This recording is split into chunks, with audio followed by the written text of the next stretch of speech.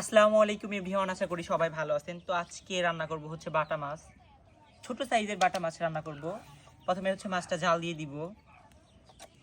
প্রথমে হলুদের গুঁড়া দিয়ে দিলাম অল্প পরিমাণে, তারপর 1 চামচ শুকনো মরিচের গুঁড়া, হাফ চামচ ধনিয়ার গুঁড়া আর লবণ দিয়ে দিলাম। এখন অল্প পরিমাণে হচ্ছে পানি দিব। আর এখন হচ্ছে তেল দিয়ে দিব।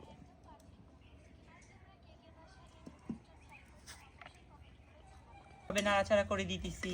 এখন ভালোভাবে মাছটা হচ্ছে কষাবো। মাছটা আমার ভালোভাবে জাল দেওয়া হয়ে গেছে। এখন হচ্ছে উঠে নিব একটা বাটিতে। এই তো মাছ হচ্ছে উঠে নিতেছি।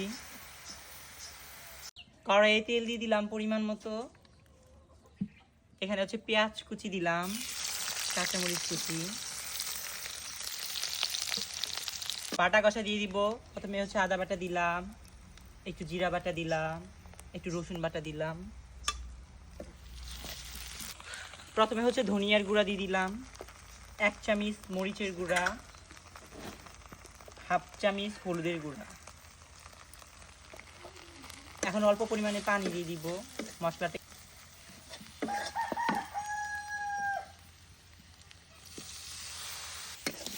এই তো মশলাটা ভালোভাবে কষিয়ে নিব। পানি দিয়ে দিচ্ছি, একটু লবণ দিয়ে দিলাম।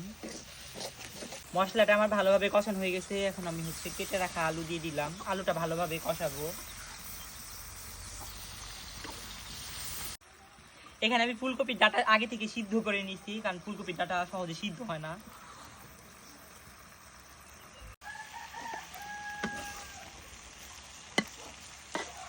বেগুন দিয়ে দিতেছি। আলুটা ভালোভাবে সিদ্ধ হয়ে গেছে।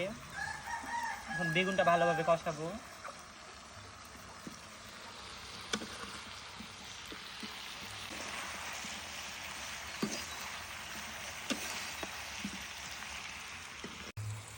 কয়েকটা ফুলকপি দিয়ে দিতেছি আমি।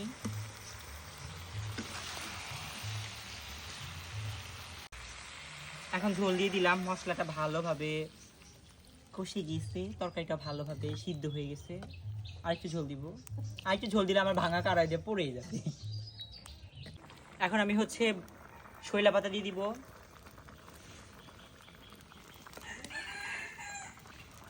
মাছটাও এখনই দিয়ে দিব।